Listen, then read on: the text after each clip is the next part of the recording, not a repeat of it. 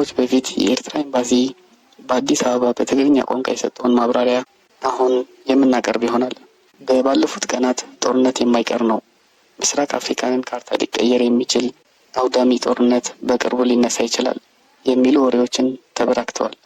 ይህንን ጉዳይ ዓለም አቀፍ ማህበረሰብና ሀያላን ሀገሮች ለማስቆም መረባረብ አለባቸው።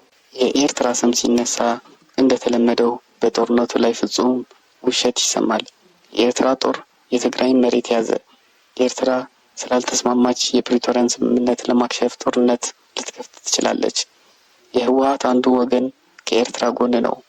ኤርትራ ፋኖን እየረዳች ነው። ከኤርትራ፣ ከግብጽ፣ ከሳውዲ አረቢያ ወዘተ በኋላ አላት። ጩኸቱ ማለቂያ የለውም። መታወቅ ያለበት እውነታዎች የኤርትራ ህዝብ በባህልና በደሴቶች የተትረፈረፈ ሀብት የታደለ ነው። የሱ ያልሆነውን አይፈልግም፣ ፈልጎም አያውቅም። በታሪኩ ውስጥ ወረራ በመፈጸም አስቀያሚ ታሪክ የለም። ግን ከተወረረ በፕሬዝዳንት ኢሳያስ አፈወርቅ አነጋገር የኛ ያልሆነውን አንፈልግም፣ የራሳችንን አንሰጥም የሚል የሱ የታወቀ መርህ ነው። ነገር ግን ኤርትራ በድንበር ኮሚሽኑ በዓለም ካርታ ላይ የተደነገገው ዓለም አቀፍ ድንበሮች ውጪ የየትኛውን ፓርቲ ንብረት የሆነ መሬት አትይዝም።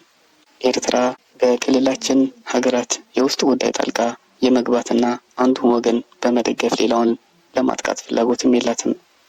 እንደ ፕሪቶሪያ ውል ያሉ ስምምነቶች የሚመለከተው በቀጥታ ለኤርትራ ሳይሆን ስምምነቱን የፈጸሙት አካላት ብቻ ነው። አንድ ሱዳናዊ ጀነራል በአንድ ወቅት ኤርትራ የአንድን ወገን ወይም የሌላ ወገን ደጋፊ አይደለችም፣ ኤርትራ ሁሌም የእውነት ደጋፊ ናት ብሎ ነበር።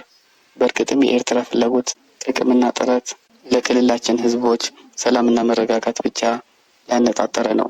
ከኤርትራ አንጻር በየትኛውም የቀጠናው ክፍል ውስጥ የሚፈጠር ማንኛውም አሳሳቢ ሁኔታ የመላው ቀጠናው ስጋት ነው።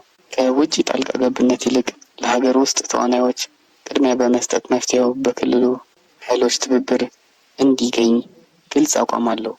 ይህን በመርህ ላይ የተመሰረተ እምነት መሰረት በማድረግ የኤርትራ መንግስት በክልሉ ህዝቦች መካከል ወንድማማችነት፣ እኩልነትና ትብብር፣ የጋራ ኢኮኖሚያዊ ልማትና አጋርነት የሚያጎልበት መድረክ ለመፍጠር ገንቢ ተሳትፎና ተግባር በማድረግ ቁርጠኛ ጥረቶችን ሲያደርግ ቆይቷል።